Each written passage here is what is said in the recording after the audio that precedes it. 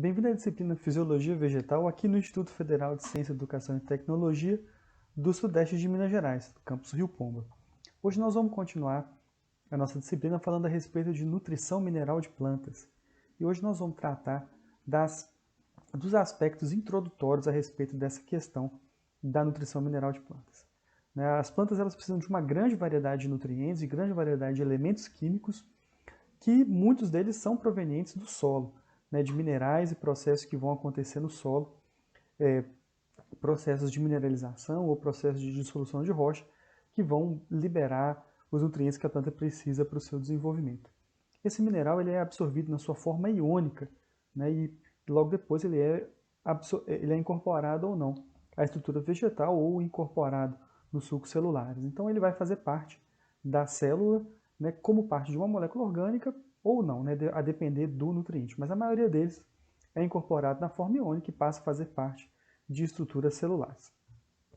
Existe uma grande quantidade de nutrientes que a planta precisa, muitos dos quais são provenientes da própria atmosfera, como o hidrogênio, o carbono e o oxigênio, mas muitos são provenientes do solo, como o nitrogênio, o potássio, o cálcio, o magnésio, o fósforo, o enxofre e o silício, que são considerados macronutrientes. Mas existem também os micronutrientes, e nós vamos entrar nessa classificação de macro e micronutrientes ao final dessa aula. Mas o interessante desse momento é a gente perceber que a maioria dos nutrientes que a planta precisa, ela vai obter do solo, embora nitrogênio, carbono, hidrogênio e oxigênio vai obter mesmo da atmosfera ou mesmo da água. Então são esses, a gente percebe a grande variedade de nutrientes que são demandadas pela planta, e quando a gente pensa em nutrição mineral, vários aspectos nos vêm à mente. Então a nutrição mineral é a base de qualquer modelo agrícola, de qualquer tipo de exploração, porque a planta vai precisar desses nutrientes para se desenvolver e para produzir os produtos que nós estaremos explorando de alguma forma. Mas cada nutriente tem um ciclo próprio, e muitas vezes esses ciclos envolvem o ciclo de minerais, mas também envolvem ciclo de matéria orgânica. E principalmente a interação desses nutrientes com os vários organismos do ambiente. Então a planta, na verdade, a gente pode considerar a planta como um grande minerador da superfície da Terra, uma vez que ela explora o solo na busca dos mais diferentes, de todos os nutrientes que ela precisa, e buscando aí, retirando do solo para o seu crescimento. Só que na agricultura moderna a gente justamente planta e retira esse material.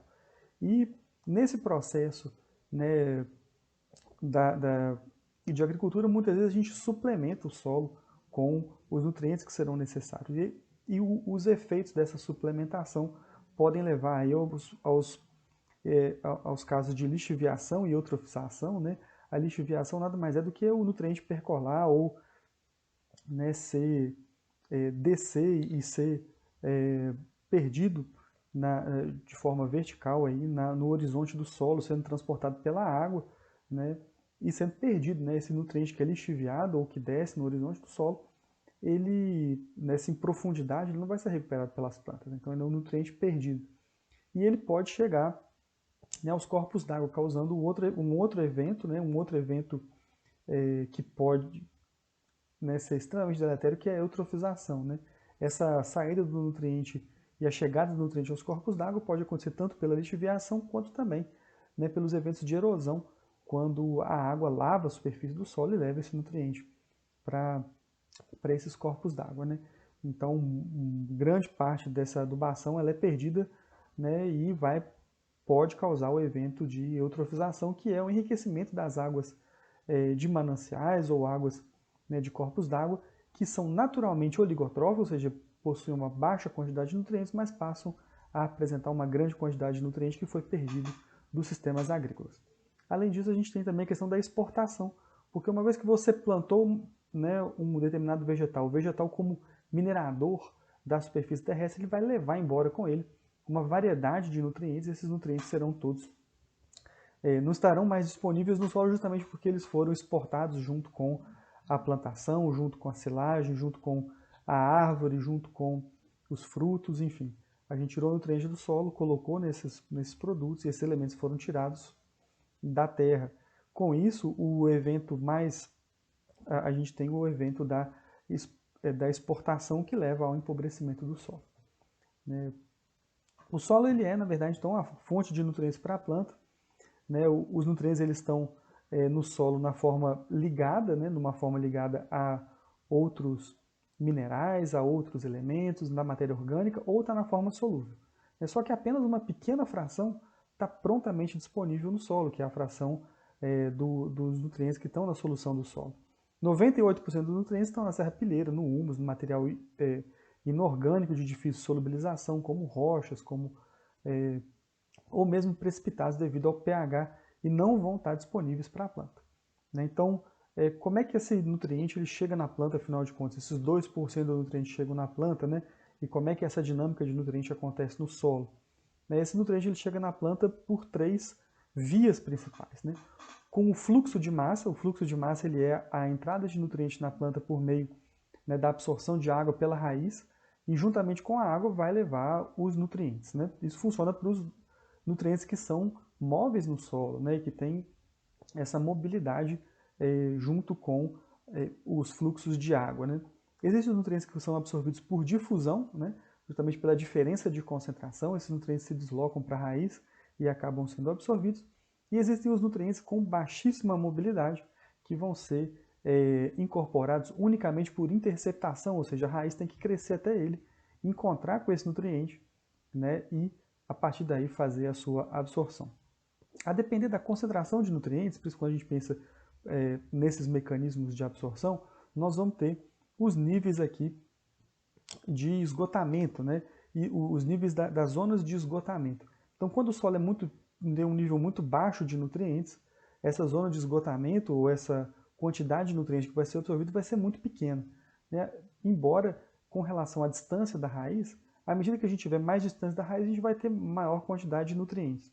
A grande questão é quanto de nutriente vai ser possível absorver quanto mais próximo a gente estiver da raiz. Então, se a gente tiver um solo com altos níveis de nutrientes, a gente vai ter uma alta concentração, uma alta quantidade de nutrientes que vai ser absorvido pela planta. Se a gente tiver um solo com baixa disponibilidade de nutrientes, vai ser justamente uma baixa quantidade de nutrientes disponível para a planta e, com isso, uma baixa zona de esgotamento. Então, solos mais ricos, né, eles vão ter uma zona de esgotamento maior justamente porque cada vez que a planta absorver um nutriente, a gente vai ter novos nutrientes sendo repostos nessa zona de depleção de nutrientes, né? E essa reposição ela pode acontecer, por exemplo, né, pelo efeito CTC, ou da capacidade catiônica, de troca catiônica das argilas do solo, né? As argilas do solo elas são elementos, né, são partículas carregadas, e essas partículas, por serem carregadas, elas acabam imobilizando na sua superfície os cátions, né, como potássio, como cálcio, magnésio. E aí, à medida que existe a troca à medida que existe a absorção, existe também a troca por pelos sítios de ligação que estão disponíveis nas argilas. Então, à medida que a gente tem mais cálcio, a gente libera, o cálcio ele se liga na argila, mas ao mesmo tempo ele libera dois potássios vão liberar um cálcio, ou um cálcio que se liga à argila pode liberar 2 potássios. Então, existe sempre uma troca de cátions. E isso é importante, né? É importante que os solos tenham essas cargas, justamente para evitar a lixiviação. E é aí que entra a grande questão da adubação, né? Quanto mais adubação a gente tiver, mais a gente satura a capacidade de troca catiônica, e o que está em excesso vai ser facilmente lixiviado para o solo, né? Na verdade, essa dinâmica de nutrientes no solo ela é bastante complexa, né? Ela envolve tanto a participação de minerais, né, que vão ser literalmente dissolvidos, né, ou cuja estrutura vai ser fragilizada pela liberação de ácidos orgânicos, pela diminuição de pH e outros elementos, né, que vão, aos poucos, liberar os nutrientes que estão presentes nos minerais, né. Ao mesmo tempo, a gente tem micro-organismos que estão o tempo todo decompondo e mineralizando os nutrientes que estão na matéria orgânica e disponibilizando para que a planta possa utilizar. E ao mesmo tempo a gente tem, né, um exemplo aqui de um trocador de cátions, né, que vai simular esse processo. Então o nutriente no solo está em constante modificação, ele está em constante fluxo, né? E o fluxo do solo ele vem da solução do solo, e a reposição para a solução do solo vai vir da adubação, vai vir da mineralização, vai vir, né, da utilização de fosfatos ou de minerais de rocha para poder recuperar toda esses nutrientes que a planta vão precisar para o seu crescimento. Agora, não é só simplesmente o nutriente estar disponível na solução do solo. Ainda existem outros fatores que vão auxiliar ou atrapalhar a absorção desses nutrientes pelas plantas. Um deles é o pH. Quando a gente fala de pH, essa tabela é muito simbólica porque ela mostra a disponibilidade de cada nutriente conforme a faixa de pH.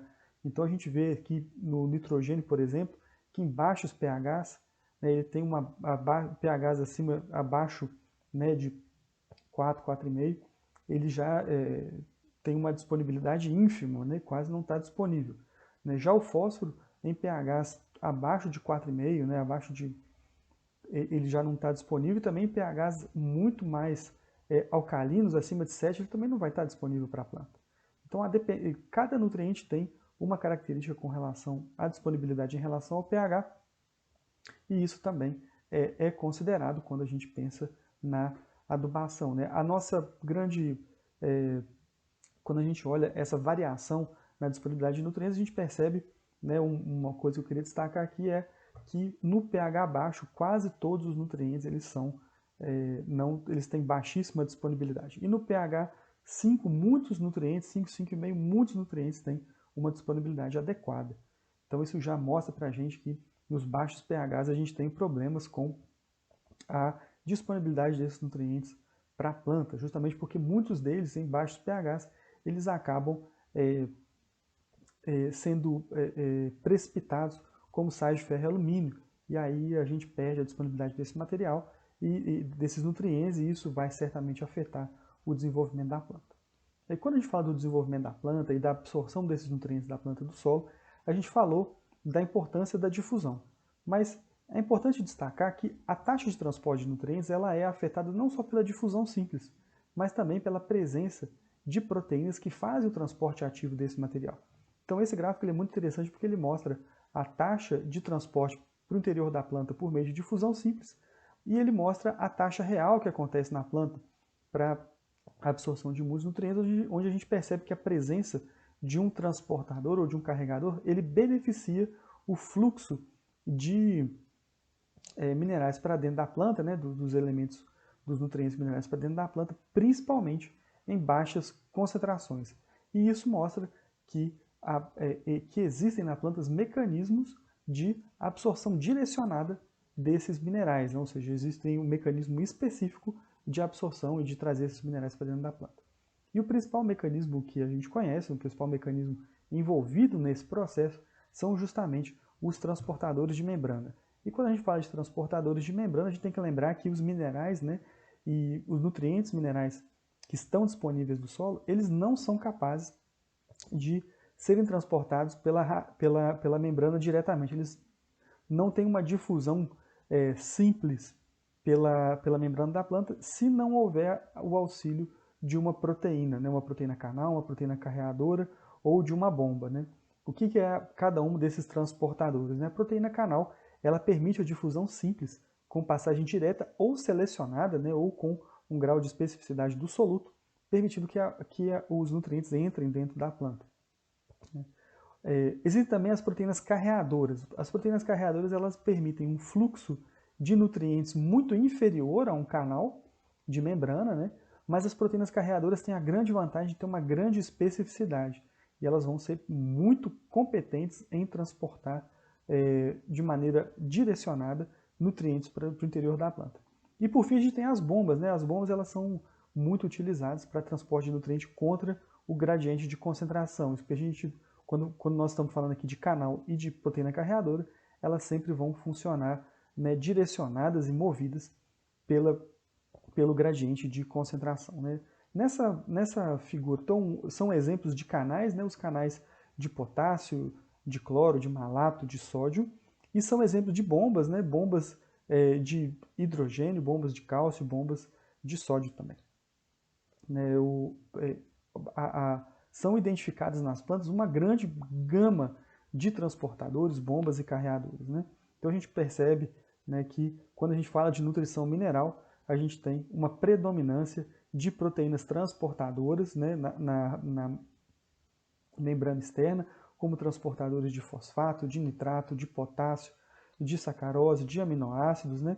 E ao mesmo tempo a gente tem canais, né, canais de íons como potássio, sódio, cálcio, né, que vão ser muito importantes para permitir a entrada desses nutrientes para dentro da planta.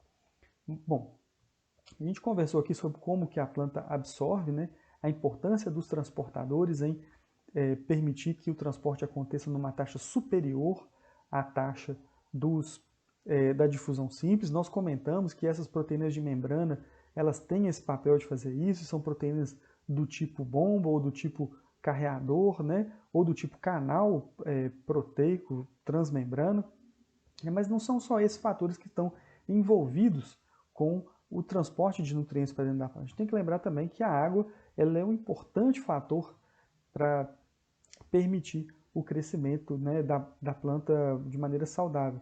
Então o solo seco, por exemplo, ele tem interferência na nutrição não só porque o fluxo de massa vai acontecer de maneira menos determinante, mas porque as raízes da planta também vão crescer menos e com isso interfere não só no fluxo de massa, mas também na interceptação de nutrientes. E com isso, plantas que são cultivadas sob regime hídrico adequado, elas vão apresentar raízes mais prolongadas e raízes mais prolongadas vão conseguir encontrar nutrientes em sítios do solo que não estariam disponíveis para plantas que são cultivadas sem o regime hídrico adequado, que não têm condições de desenvolver a raiz em grande profundidade ou em grande volume.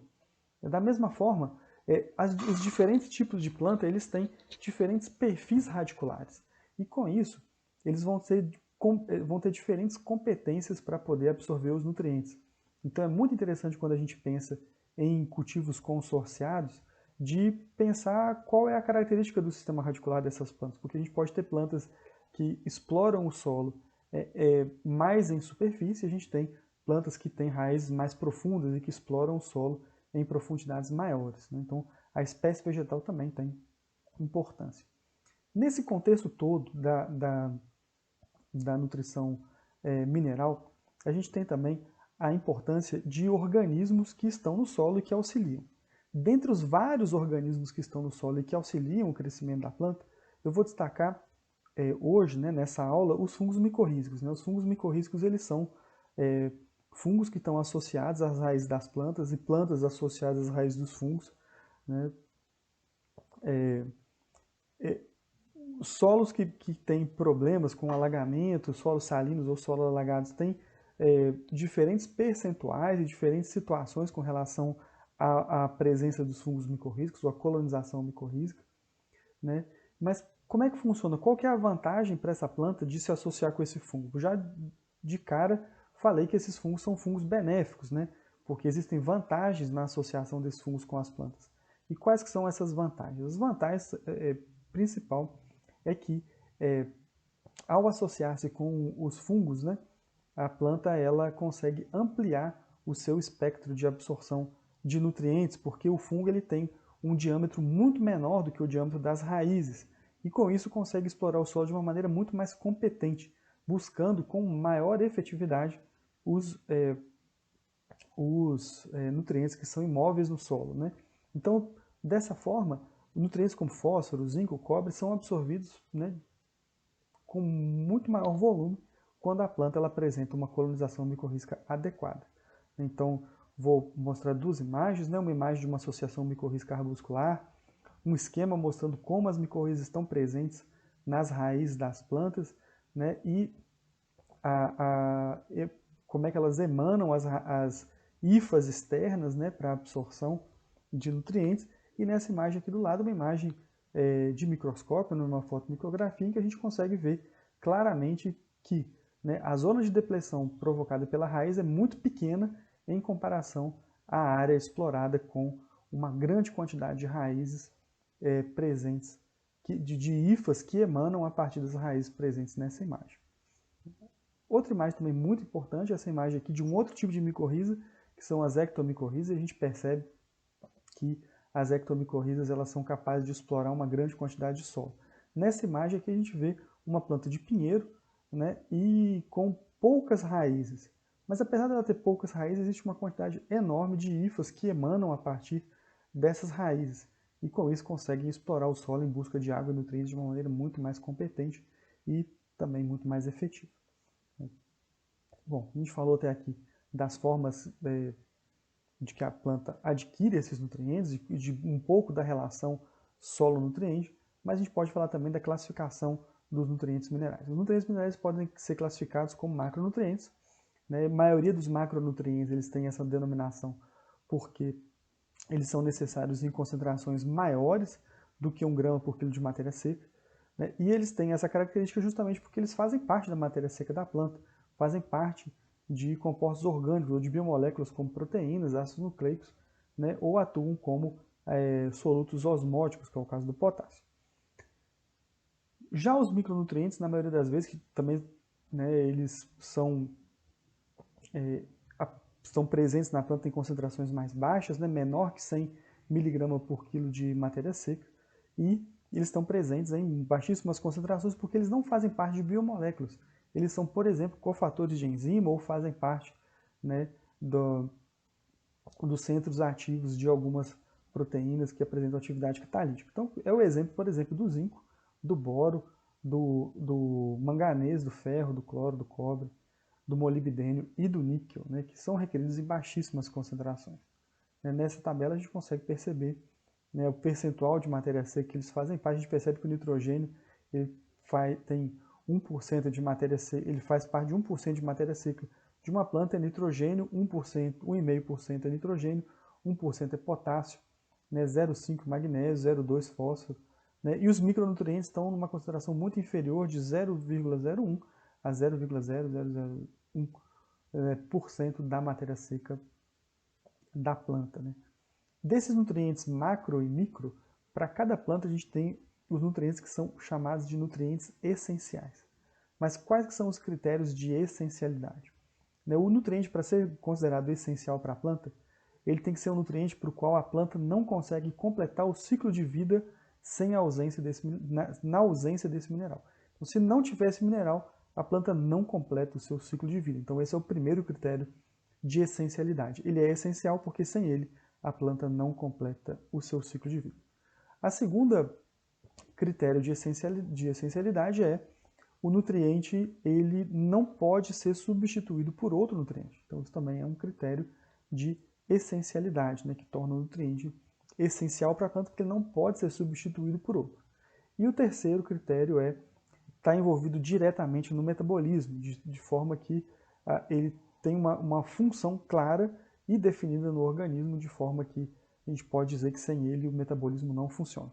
Então, esses são os critérios de essencialidade, né? Então, todo nutriente que cumpre esses critérios, ele é chamado de nutriente essencial para as plantas, né? Nesse contexto, ainda conversando a respeito da essencialidade, né, e pensando que nós temos vários nutrientes que cumprem esse critério, como nitrogênio, fósforo, potássio, cálcio, magnésio, entre outros, né, a gente vai ter aqui também a importância de que eles estejam presentes nas plantas.